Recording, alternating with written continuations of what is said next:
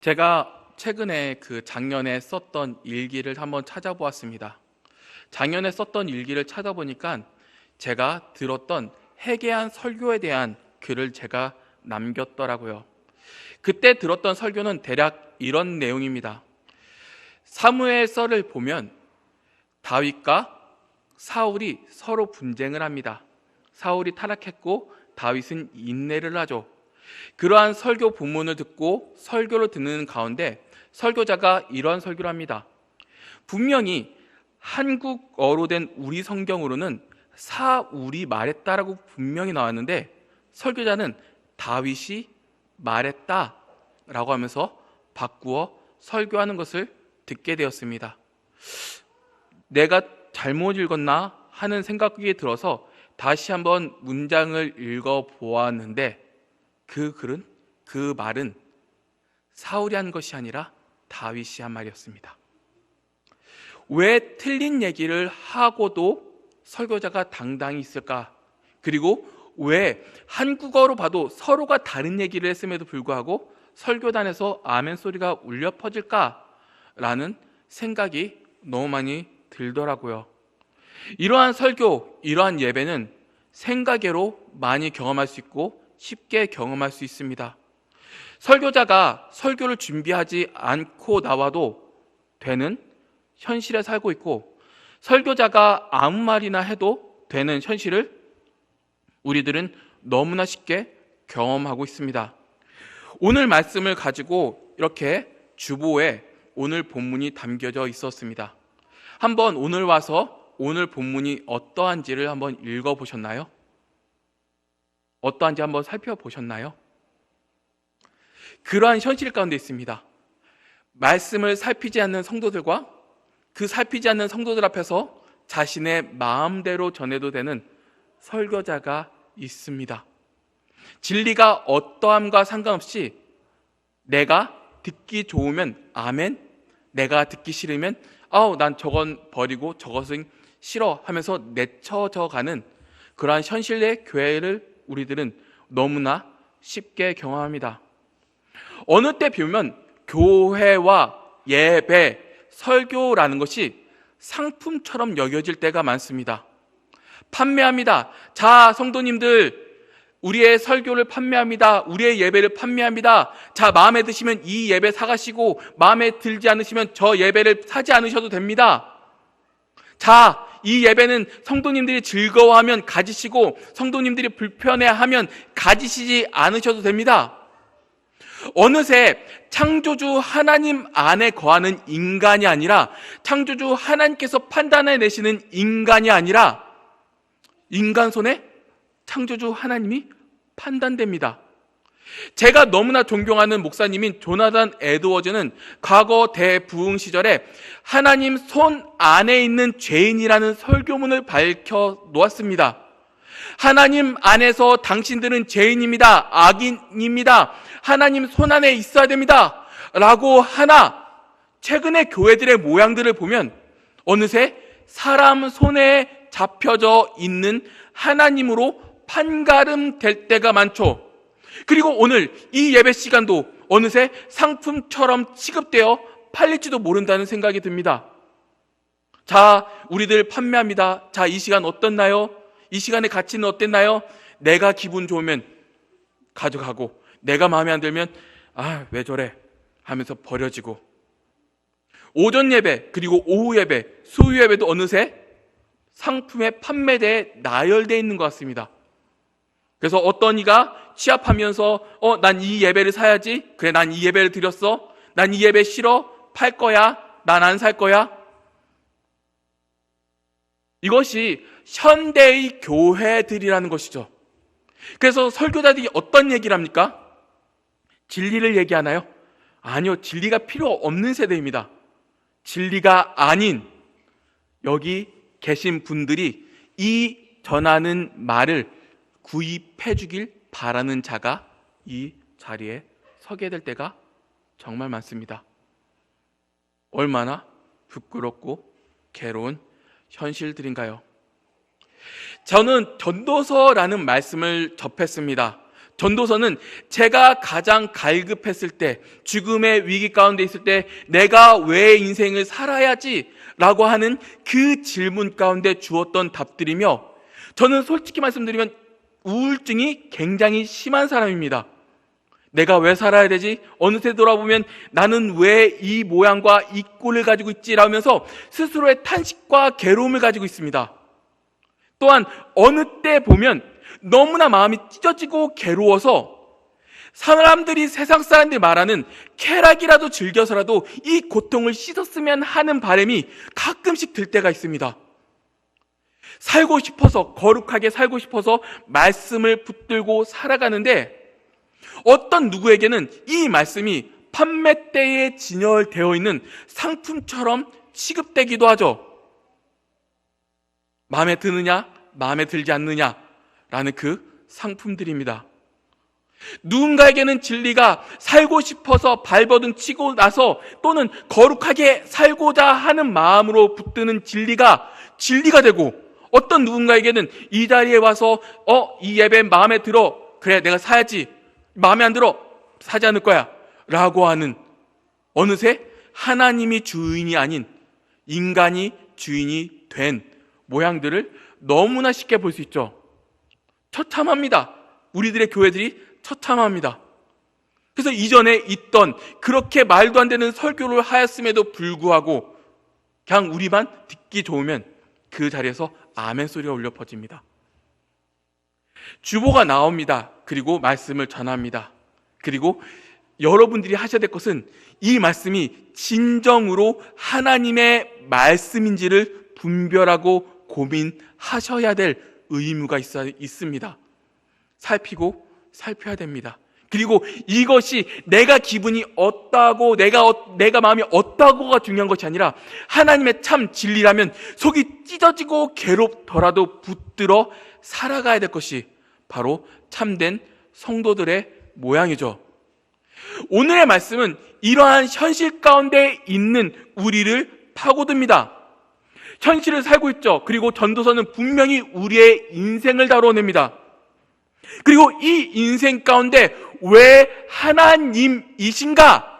이 질문을 우리에게 끊임없이 하고 있는 것입니다. 지난번 어떤 말씀을 드렸죠? 사람이 살고 있는 가운데 좁은 시간과 공간 안에 살고 있다라고 말씀드렸습니다. 좁은 공간과 시간 안에 매여 살면서, 하나님, 나 이것 때문에 힘들어요, 나 이것 때문에 너무 고생스러워요, 또 다른 사람들과 비교하면서 더 높은 자리를 찾고 더 원하는 것을 찾아내는 우리의 현실적인 모양들을 보게 되죠. 추하기도 합니다. 그리고 그 안에서 아둥바둥 거리기도 합니다. 그리고 남들보다 조금 더 높은 위치에 있다라고 한다면 그 높은 위치에 있는 것만으로도 남들 위해서 콧대를 세우고 자랑하기 일쑤죠. 그리고 교회 하나님이 중요한 것이 아니라, 인생의 주인이 아니라 그것을 쫓아가도록 우리는 살아갑니다. 아둥바둥, 그리고 그것에 목숨 걸고 살아가죠. 영원과 무한의 시간과 공간을 살피면 그것들이 우리들에게, 그 인생들에게 얼마나 큰 가치와 위대한 가치를 우리에게 남겨주던가요? 결국 죽으면 하나님 왜 없지 않습니까? 인생에서 끊임없이 물어봐야 됩니다. 나 살고 있어. 나 오늘 하루 살고 있어. 그리고 나는 오늘도 무엇을 원하고 무엇을 바라면서 살고 있어 라고 하는 그런 인생 가운데 왜 사는지에 대해서 물어봐야 될 거 아닙니까? 그리고 왜 살아가야 하는지 묻는 우리들의 그 하루하루 가운데, 또한 교회 밖으로 나가서 왜 살아가야 하는지 모르는 그 세상 사람들 가운데, 우리는 참 인생의 주인 대신 하나님을 우리가 알고 경험하고, 또 이 참 살아계신 하나님을 우리가 알고 경험하고 살아감으로써 세상의 참된 주인은, 인생의 답은 결국 하나님 외에 없다라는 것을 우리 모든 중심과 삶으로 증명해내야 될 것입니다. 우리 스스로가 묻길 바랍니다. 하나님은 도대체 우리에게 어떤 분이십니까? 상품입니까? 현재 많은 교회들처럼 하나님 내 말 들면 가져가고 마음에 들지 않으면 버리겠습니다. 상품 취급하십니까? 많은 교회 다니는 분들이 상품 취급하시는 것 같더라고요. 어떨 때는 하나님을 무시하고 삽니다. 매일매일 살다가 하나님이 주인이라는 것을 잊고 살아갑니다. 그러한 현실들을 우리는 경험해 나아갑니다. 내일도 살아갈 것입니다. 그리고 오늘도 살아갈 것입니다. 그 가운데 나에 대해서 묻기도 하고 또는 나의 부모와 나의 자녀들에 대해서 묻고자 해야 되지 않을까요? 왜 사냐? 그 질문이요. 그리고 지금 우리와 현실 속에서 이에 대한 답을 전도서는 끊임없이 주고 있습니다. 오늘의 질문은 유난히 청년들이나 젊은 층들이 많이 경험하고 있는 질문입니다. 바로 쾌락에 대한 질문들이죠. 저의 경우는 이런 느낌이 많이 듭니다. 저도 많이 우울하고 많이 속을 파다 보니까 진짜 아까 말씀드린 것 같이 진짜 악을 행해서라도 이 괴로운 마음을 없애버리고 싶은 생각이 있습니다. 생각은 아예 안 들지는 않습니다. 이 고통과 어느 때부터 돌아보면 마음에 가슴에 돌을 큰 걸 올려놓은 것이 속을 찌르고 눌러댑니다. 그런 것은 현실에 살고 있는 우울증을 경험하고 있는 또는 지금에 살고 있는 성도님들도 경험하고 계실 거라고 생각됩니다. 그러면 세상 사람들이 말하는 것처럼 청년들이 말하는 것처럼 자 너는 저런 악을 행해서라도 이것을 잊어보자 라는 기가 너무나 고통스럽고 고통스러울 때 울립니다. 왜냐하면 너무나 힘들고 아프기 때문에 이 고통을 어떻게든지 해결하고 싶거든요. 그렇게 고통스럽고 살아가야 되는데 전도서는 1장을 토대로 보면 야 하나님께서 살아계셔 악하지 마, 악한 행위를 하지 마. 그럼 전 또 묻습니다. 아니 나는 지금 이와 같은 고통을 해결하고 싶은데 마음이 너무 찢어지고 메이는데 어떻게 하면 이 고통을 해결할 수 있어? 라는 그 질문을 합니다. 누구나 다 할 수 있는 질문입니다. 그리고 우울함을 살아가고 있는 이 시대의 사람들을 향한 질문이기도 합니다. 그리고 요구를 받죠. 자, 잊기 위해서 악을 행해라. 자, 잊기 위해서 다른 일을 행해라. 자, 허무하지. 그럼 다른 일로 너를 채워. 하나님 대신 다른 것이 너를 채워줄 수 있을 거야 라는 질문입니다. 그러한 질문에 대한 답을 오늘의 전도서는 주고 있습니다. 1절과 2절을 먼저 살펴보면 이렇습니다. 나는 내 마음에 이르기를 자 내가 시험 삼아 너를 즐겁게 하리니 너는 낙을 누리라 하였으나 보라 이것도 헛되도다. 내가 웃음에 관하여 말하여 이르기를 그것은 미친 것이라 하였고 희락에 대하여 이르기를 이것이 무슨 소용이 있는가 하였노라. 오늘 본문을 한글로 읽었을 때는 제가 각 여권마다 몇 번씩 읽어보고 오디오 파일로 몇 번씩 들었는데도 무슨 말인지 도대체 이해를 하지 못했습니다. 그래서 원어를 찾아서 제가 한번 다시 해석을 해보았습니다. 먼저 1절에 내 마음에 이른다 라는 말은 내 마음의 중심으로라는 의미를 가지고 있고 시험 삼아 라는 말은 히브리어로 이사라는 단어로 입증해 보자 라는 의미를 가지고 있습니다. 또 1절에 즐겁게 하리니 라는 단어는 심하라고 해서 감각적인 즐거움을 말하죠.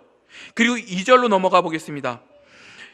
여기서 번역을 읽기 쉽게 해야 하는 부분은 소용이 있는가라고 하는 부분입니다. 2절 하반절에 나오죠.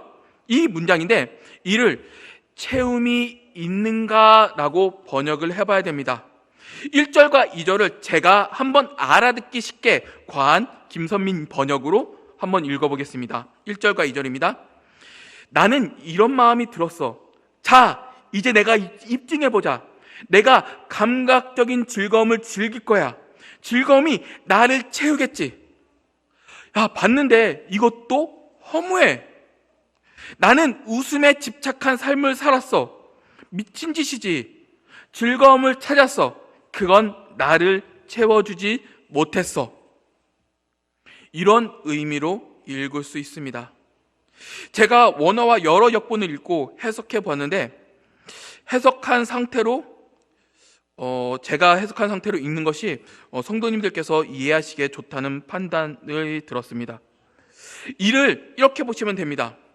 사람이면 누구나 다 행복을 위해 살아갑니다. 저도 행복을 간절히 원합니다. 그래서 저 같으면 사역의 쉼을 얻기 위해서 사역자가 쉬는 날 월요일은 악착같이 쉽니다. 혹시나 제 인스타그램이라는 소셜 네트워크에 친구를 맺으시면 월요일 날 같으면 악착같이 돌아다니는 것을 아실 겁니다. 아, 김 목사가 건전하게 산을 본다, 바다를 보고 있네. 그러다 산 타서 다리에 힘이 많이 들었을 때면 화요일 날 절뚝거리면서 교회에 오는구나. 여행지를 갈 때마다, 입장권을 뽑을 때마다 직원이 물어봅니다. 몇 명이세요? 혼자예요. 그리고 이상하게 봅니다. 쉼을 위해서는 혼자서 올 수 있습니다. 그렇게 월요일마다 경상도를 아침부터 저녁까지 돌아다닙니다. 왜요? 쉬기 위해서요. 그리고 행복하기 위해서요. 누구나 다 행복을 위해서, 일을 충족하기 위해서 삶의 쾌락을 추구합니다. 저처럼 건전하게 월요일마다 악착같이 돌아다니는 모양일 수도 있고, 그 외에 다른 모양으로 쾌락을 쫓을 수 있습니다. 단, 이 즐거움 또는 쾌락이 하나님 앞에 있는 즐거움인지 쾌락인지를 구별해야 됩니다. 오늘 본문은 당연히 하나님 없는 쾌락들이죠. 오늘의 전도자는 분명히 즐기자라는 길을 개척하여 삶의 의미를 찾으려 합니다. 그래서 내 마음에 이르기를 내가 시험 삼아 나를 즐겁게 하리니 나는 낙을 누리라. 그리고 10절에 무엇이든지 내 눈이 원하는 것을 내가 금하지 아니하며 무엇이든지 내 마음이 즐거워하는 것을 내가 막지 아니하였으니, 상상해 보시길 바랍니다. 내가 원하는 모든 것, 마음이 바라는 모든 것을 상상해 보시기를 바랍니다. 그리고 스스로 질문해 보십시오. 그 자리에서 서게 된다면 행복을 가질 수 있을까요? 오늘날 전도자가 즐겁게 즐기자라고 했던 것들이 행복을 주었을까요? 오늘날 즐기자라는 의미는 오늘 본문에서 나온 웃음, 그리고 음행, 술 같은 것들이 머리에 쉽게 떠오릅니다. 그리고 오늘 본문은 이와 같은 것들을 다루죠. 세상 사람들이 인생을 즐기는 방식들입니다. 그리고 이러한 즐기는 인생이 전부라고 말하는 이도 있습니다.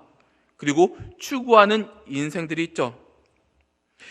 그런 하나님 없이 인생을 즐기자라고 생각하는 나 자신과 우리 현 세대의 친구들에게 어떻게 하면 인생의 참 행복을 전할 수 있을까요?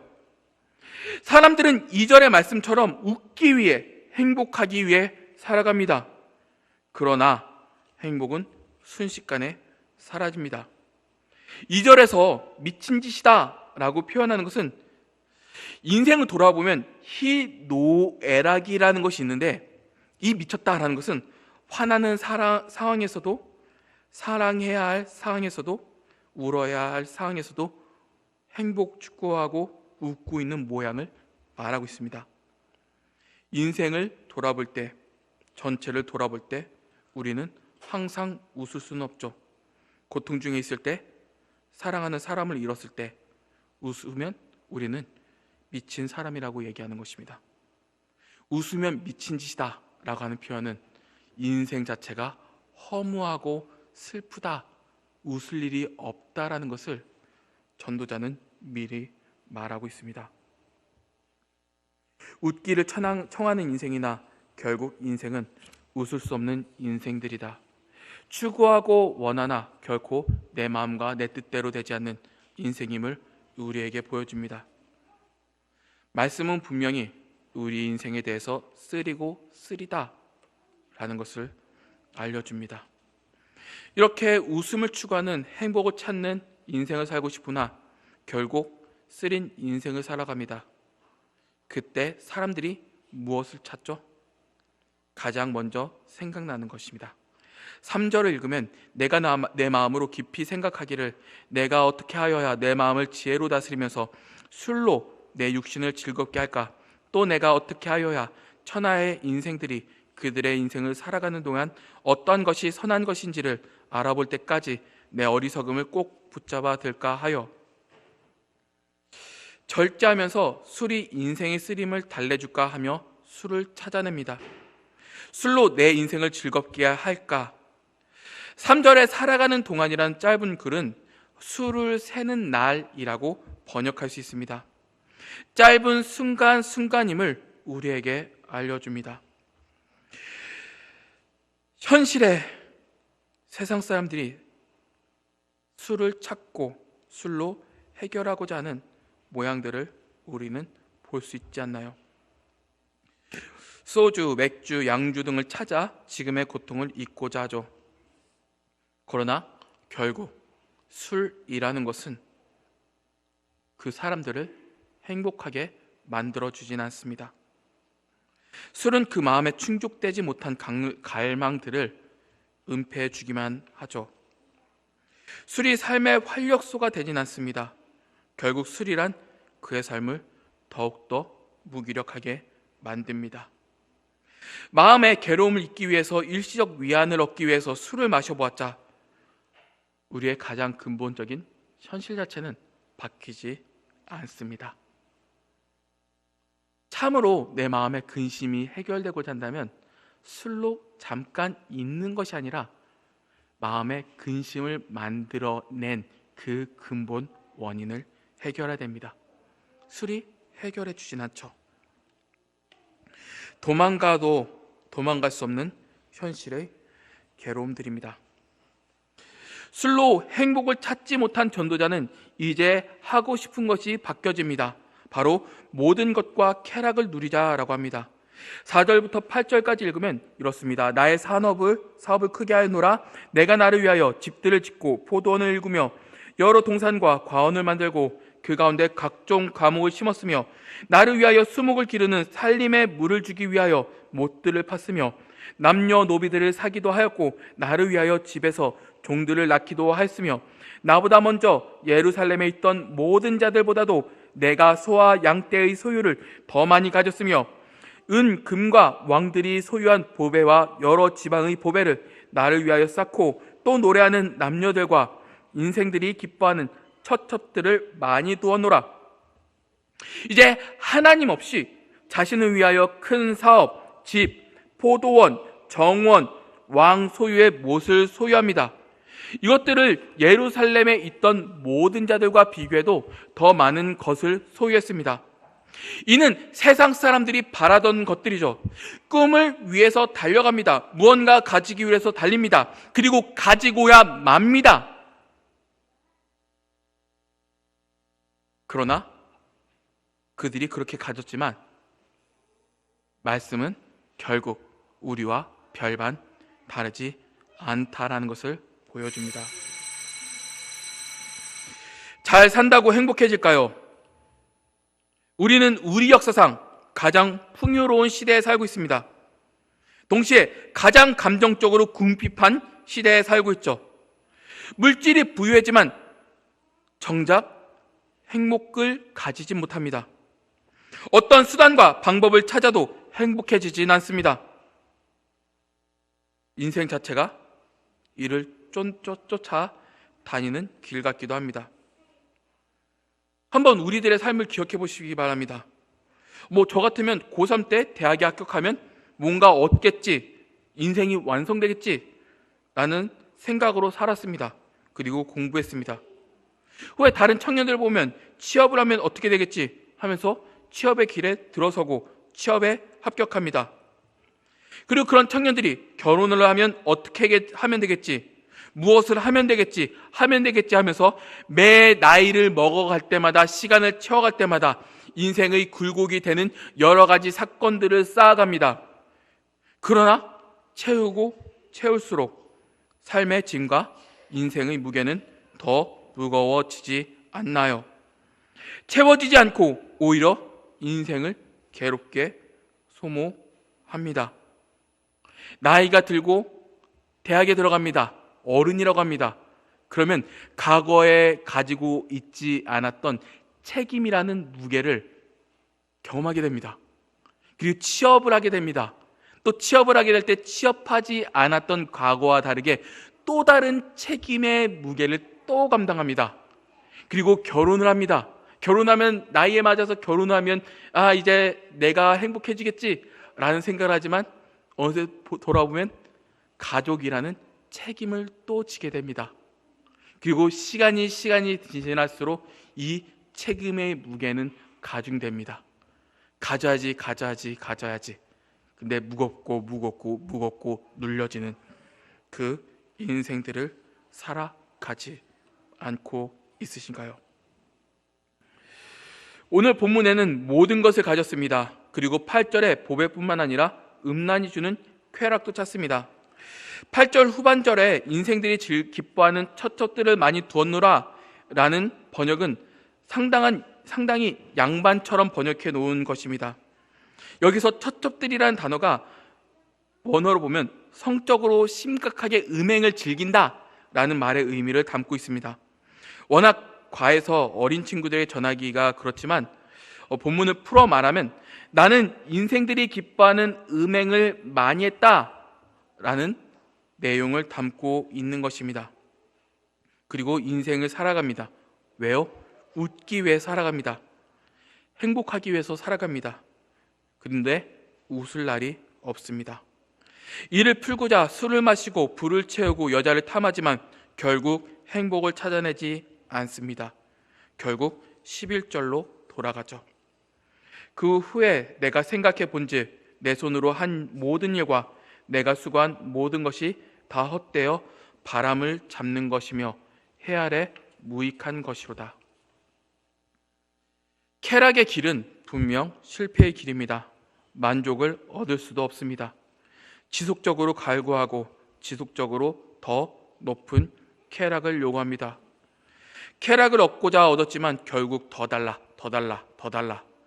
나는 진짜 쾌락을 경험하고 싶다며 웃음에 미치는 삶을 살아가고자 합니다. 그렇지만 현실은 녹록지 않죠. 우리는 어디서 과연 행복을 찾아낼 수 있을까요? 결론을 맺겠습니다.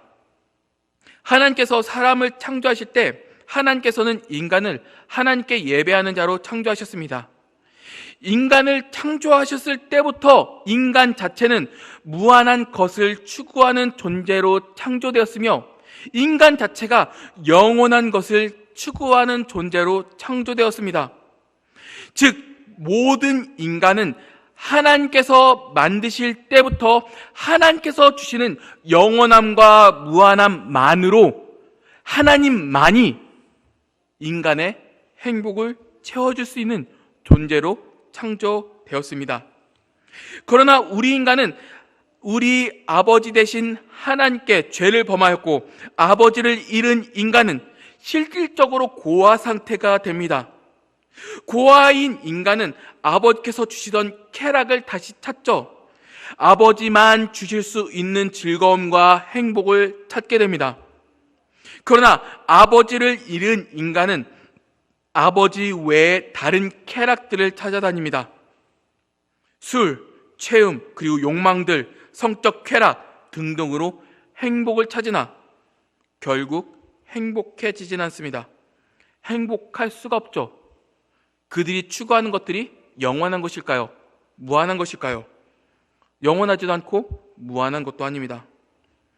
하나님만으로 충족받도록 창조된 인간은 하나님만으로만 행복을 찾을 수 있습니다. 그러나 죄된 인간이 어떻게 하나님을 찾을 수 있을까요?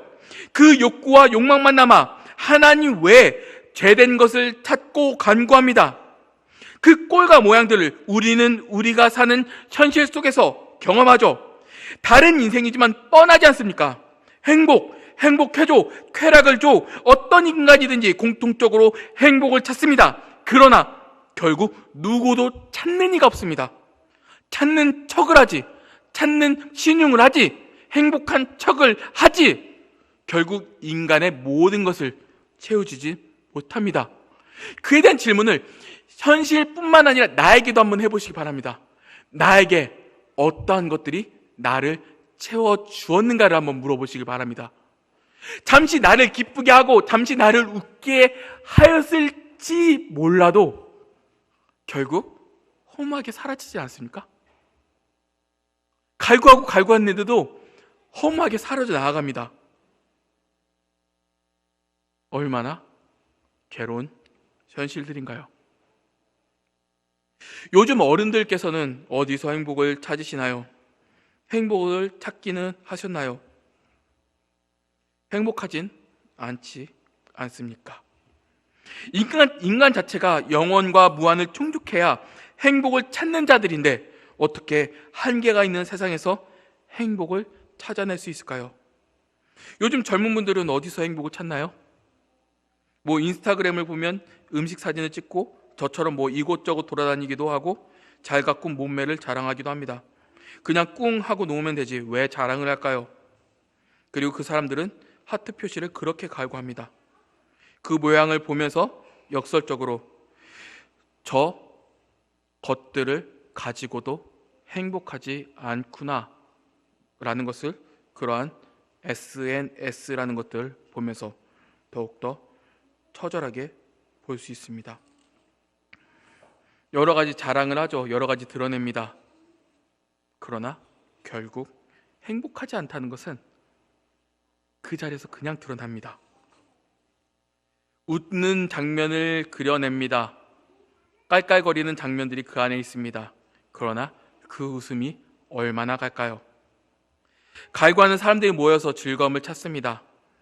인터넷에 보고 올리는 이들을 보면 어떤 것을 즐긴다라는 자리보다 본질적으로 행복을 찾지 못했다는 것을 증명하는 장이 되어버렸죠.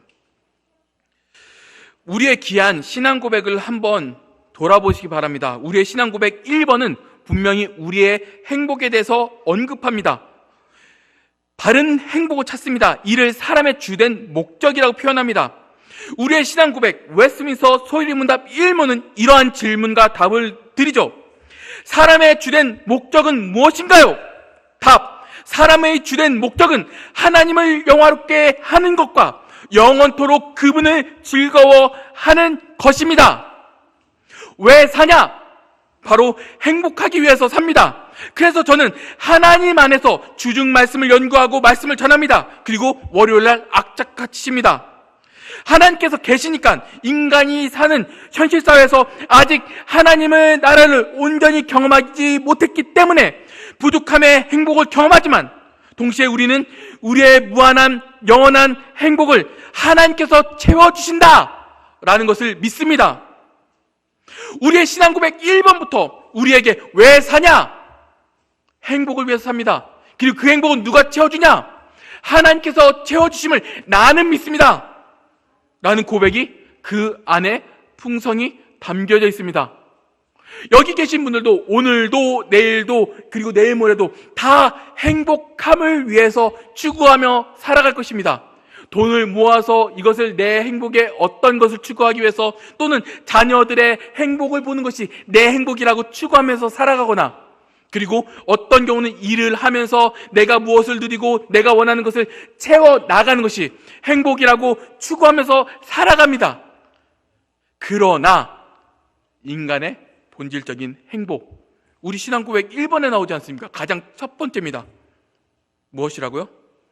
사람의 주된 목적은 하나님을 영화롭게 하는 것과 영원토록 그분을 즐거워하는 것입니다. 왜 그리스도인이 되셨습니까? 왜 교회에 나옵니까? 이는 단순하게 말씀드릴 수 있습니다. 바로 하나님만이 우리의 행복을 채워주시기에 나는 내 행복을 위해서 하나님께서 나를 그리스도인이 되게 하셨습니다. 나는 그리고 행복하기 위해서 오늘의 예배를 드립니다. 그리고 우리는 마음의 중심으로 고백하죠. 하나님만이 나의 기쁨, 나의 생명 되십니다. 하나님만으로도 우리는 만족합니다.